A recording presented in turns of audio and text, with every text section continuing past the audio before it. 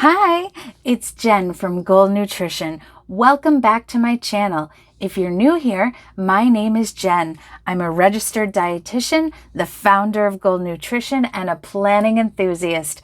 And today we are going to talk about how to set monthly goals in your planner as part 2 of my goal setting series. So if that sounds good to you, then just keep watching.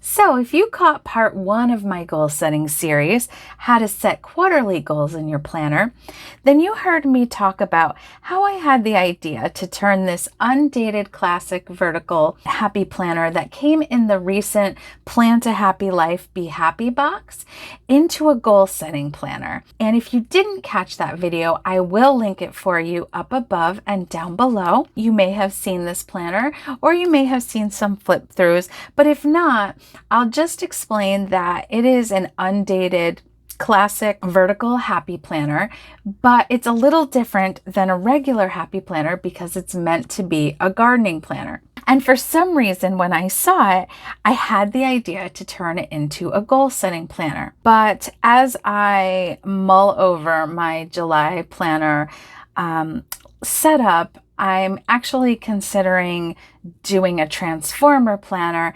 And so I may take the section I make in here and move it into that planner. I'm not 100% certain yet, and as the series unfolds, I will keep you updated on what I decide. This is the cover of the planner. Now, if you caught the first video, then you saw I made this quarter 3 goals overview page. Now, I purposely didn't fill in these 2 goals because I'm not quite ready to share them. They are business goals and I'm just not ready to put them out there right now. So I did not fill that in on purpose, but I did fill in my third goal, which is the goal that we're going to talk about throughout this video as an example. And that is to run a 5K without stopping. I also always talk about how important it is to make your goals SMART goals. And I do have a video all about how to set SMART goals, and I will link that up above and down below. That's a really important one. I would suggest that you watch it if you're not familiar with SMART goals. But just to give you a reminder or an introduction, the acronym SMART stands for specific, measurable, achievable, or I also say actionable, relevant, and time-based. This is a way to set goals that makes them very clear and specific and therefore makes it easier to achieve them. I have run a 5K without stopping in my life. At one point, I ran lots of 5Ks, and at one point, I ran a 10K without stopping, and that was awesome. But over the years, motherhood happened, or at least the second baby happened, and life changed, and I got out of the routine of running all the time, and I'm not at a baseline where I think that I could even run a 5K all the way without stopping. And for me, that's something that's important to me. So that's something I want to work on. And quarterly goals are time-based, built in, right? You're saying you're going to achieve this within 3 months. This goal is a SMART goal because it is specific. I'm saying I want to run a 5K. That's pretty specific. It is measurable. I'm measuring the distance of the 5K. I'm also probably going to track my progress in my planner. So that's another way of measuring. I believe it is achievable, and it is actionable, meaning it is an action that I can take, not just an outcome that I'm hoping for, but that isn't necessarily in my control. I can control training and running a 5K. Now, does that mean that barriers might not come up or circumstances might not happen that could, prevent me from achieving the goal? Well, sure, but this is an action that I can carry out. It is relevant because It goes back to my wellness vision. I also do have a video about how to make a wellness vision board. I talk a little bit more about the wellness vision in previous videos, but basically a wellness vision describes what you're like when you're your most well self. It's a descriptive scenario of what your life looks like, how you're living when you are your most well self. And I love running and I love being active. And there was a time in my life where I was very active, and it is something that I miss. So in my wellness vision, I am back to running on a regular basis. I am being an active person. And so it is relevant. Is it time-based? Yes. The fact that it's a quarterly goal, you've got a time base built right in. I'm saying within 3 months, I'm going to achieve this goal. That being said, I'm going to flip now to the quarterly goal worksheet that I created in the last video. This is one of the quarterly goal worksheets that I made, and this is the one that corresponds with that goal. Now, I explained in the other video that it may not have been necessary to make the separate, quarterly goal overview page, but I enjoy being a decorative planner, and also I knew that it was possible that over time things might change here, and I just wanted to have that overview page that I could go back to if I needed to redo this page or whatever. On this worksheet, the way that I have it broken down is here's the goal to run a 5K without stopping. Then here are the monthly goals for each month of the quarter. So run 1 mile without stopping in July, run 2 miles without stopping in August, run 3 miles without stopping in September. And then on this side, we're going to be the action steps that I brainstormed that would be the steps I would need to work on within each of those months to achieve my monthly goal. And I didn't fill it all out because, again, I feel that as you start to move through the process of setting and achieving your goal, you will find that some things may change and you're probably going to adjust in the following month. Or that's been my experience and the experience of my clients as well. So the action steps that I brainstormed and put on here were, first of all, I want to choose a 5K training program to follow, a walk run program. That's how I trained for my 10K. I really enjoyed having an app that I could put on my phone that would tell me when to stop and start walking and running. And the one that I used in the past is no longer available. So I need to pick a program, download it onto my phone. I want to start working on that program at least once a week. I'd love to do it, much more often, but I don't think that time is going to allow for more than once a month, at least, or more than once a week, at least not every week. And you want to keep your goals so that they're realistic and achievable, because this helps build up your confidence that you can build on these steps and keep moving forward. I want to work on my core strength at least once a week because core strength plays an important role in running. And then hydration has been an ongoing battle for me for many months. If you followed me on Instagram, then you see me talking about this. And if you don't follow me on Instagram, please do follow me at Gold Nutrition. I talk all about goal setting and nutrition, and I talk a lot about my battle with hydration. And hydration is really important when it comes to running. So that's been more of a weekly kind of goal. That's been a way to build a habit, which I'm a really big fan of. That's what I do with my clients in my Gold Nutrition coaching business. We talk a lot about the best goals are the ones that are creating habits, because it's those habits that turn us to that person that we see in our wellness vision. We have to be living as that person. We have to take baby steps to get there, right? So that's how I filled in this.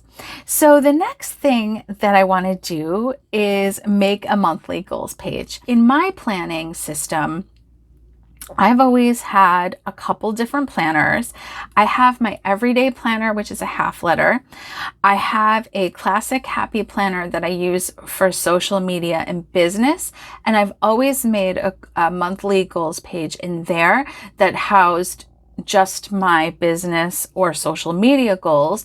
And then I have now the colorful leopard, guided classic journal, which I turned into my wellness planner. And I did do that on video. So I'll link that up above and down below if you'd like to check that out. And I've always put, well, since I've had that, I've been making a sheet of my monthly wellness goals and put it in there. So what I'm going to do in here today is a little different, but I thought it might be, interesting to show you in case you have this planner and you're interested in trying it out as a goal planner. The truth is sometimes when it comes to setting goals, making things as easy as possible is the best thing. But a lot of people that are into decorative planning, they're into it for a reason. It motivates them to look in their planner, and it's something that's enjoyable. That's me too. I love decorating my planner because it makes me want to be in there. So I'm going to turn the page. We have our divider, then we have the monthly, which I'm not doing anything with just yet. And then we come to these pages. And I thought it might be cool to turn this page into the monthly goals page because it's got our 3 spots for each of our July month quarterly goals. It also has these sections, which I had a few different ideas about how you could use it. I'm not 100% sure how I'm going to set it up yet, but I'm gonna probably do like I usually do. At times I will talk to you, at times I will speed it up, and in the end I will fully explain what I've done, and you could see what you think and see if it's something that you want to try. So before I get started, I thought I would just show you, I took the page off the discs to work with it, and I did pull a few different sticker books to consider using. Now I know I'm going to use this sticker book again. This is the My Garden sticker book that came in the Be Happy box. So I don't believe that you can purchase this separately, nor do I think you can get the planner separately. I did order, but it didn't come yet. There's a new sticker book that came out in the summer release that has a very similar look. It looked like it has some of the same stickers, but then some are different. I will link that for you below. Just to let you know, I am a Happy Planner affiliate. So what that means is if you click any of the links in my description box that are for Happy Planner or also for Impress Manicure, then I do earn a small commission, so at no extra cost to you. So if you decide to do that, thank you so much. It means so much to me. Also, I believe that right now I have a 20% off code for Impress Manicure, which are my favorite. So if I do, I will put that in the description box and all the details. If this box, it was available last week still, and it was on sale. So if that's available, I will link that for you. It came with a bunch of other stuff too. Some washi, which I have that with me again to use. Graceful, right? All my washi. These are separate items. I wasn't sure what I was gonna want, so I just kind of pulled a few things just to have them nearby. Last time I did use some of the copper stuff from this indigo book, so I grabbed that. I grabbed this journaling doodles, Girl with Goals. Last time I just used one of the quotes out of there in case I needed it. I grabbed it. And then last time I did use Sophisticated Florals because a lot of the colors kind of coordinated with these gardening colors. So I've got that nearby too. All right, I'm just gonna get in the zone and see what I can create.